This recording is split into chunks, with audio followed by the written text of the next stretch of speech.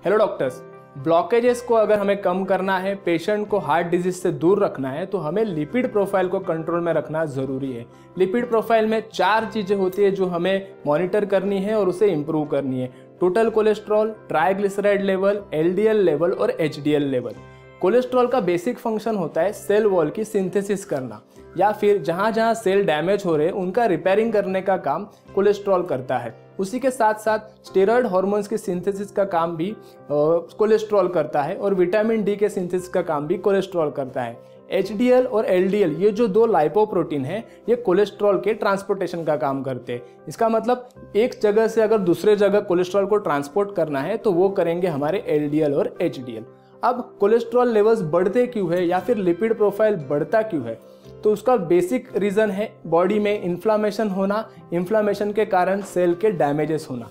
तो जब जब शरीर में सेल डैमेज होगा, सेल रिपेयरिंग की ज़रूरत होगी, उस वक्त हमारा लिपिड प्रोफाइल जो है वो बढ़ने वाला है। तो हमें ऐसे फैक्टर्स हमारे पेशेंट में ढूंढने हैं जो इन्फ्लामेशन कॉज करते हैं। इसमें से सबसे ऊपर जिसका नंबर लगता है वो होता है इनडाइजेशन, यानी कि जीआईटी ट्रबल्स। हमारे पेशेंट को इनडाइजेशन की तकलीफ होती है, गैसेस होते हैं, ब्लोटिंग होते हैं। इसके कारण आम उत्पत्ति होती है जिसे फ्री रेडिकल्स भी कहते हैं। तो ये फ्री रेडिकल्स जो है ये बॉडी में जाके इन्फ्लामेशन क्रिएट करते हैं और सेल डैमेज को क्रिएट करते हैं। उसी के साथ साथ अगर पेशेंट के डायबिटीज़ अनकंट्रोल्ड है, पेशेंट का ब्लड प्रेशर अगर अनकंट्रोल्ड है, तो वो बॉडी में इन्फ्लामेशन को क्रिएट करेगा।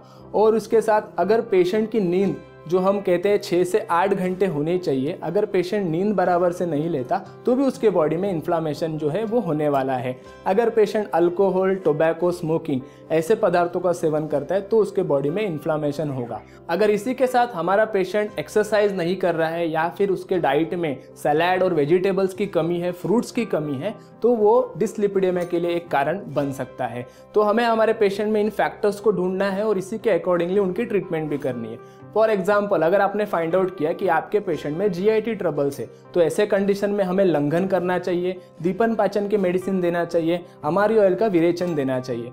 अगर आपने फाइंड आउट किया है कि हमारे पेशेंट में नींद बराबर नहीं आ रही है, तो उस जगह पे हमें पेशेंट प्रॉपर से नींद ले उसके लिए हमें कुछ उपाय योजना करनी पड़ेगी। फॉर एग्जाम्पल, आप शिरोधारा कर सकते हो, आप सेरेना टैबलेट का मदद ले सकते हो, आप घृत का नस्य कर सकते हो, होल बॉडी में अभ्यंग, स्नेहन और स्वेदन की मदद लेकर आप पेशेंट की नींद प्रॉपर से सही कर सकते हो।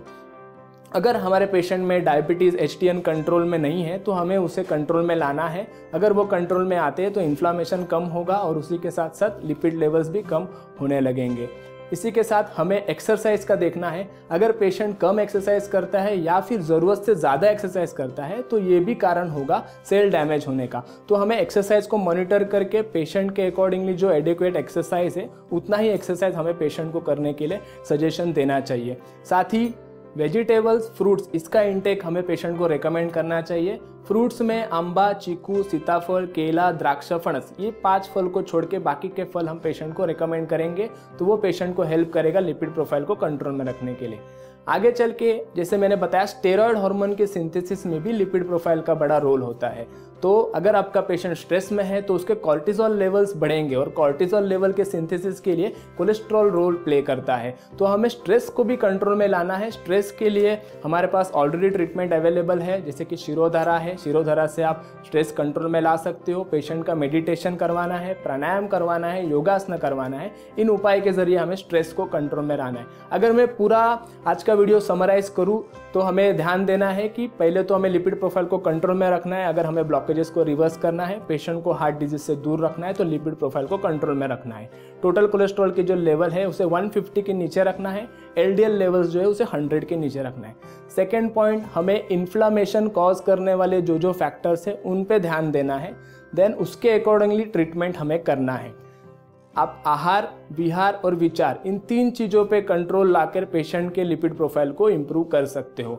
हमारे पास मेडिसिन्स है, विंकॉल चूर्ण है, लाइपॉक्स है, लिनोलिव है, माधव प्राश है। इन मेडिसिन्स की मदद से भी आप लिपिड प्रोफाइल को कंट्रोल में रख सकते हो।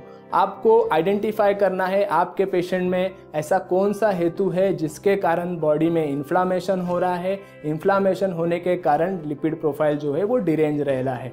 तो थैंक यू।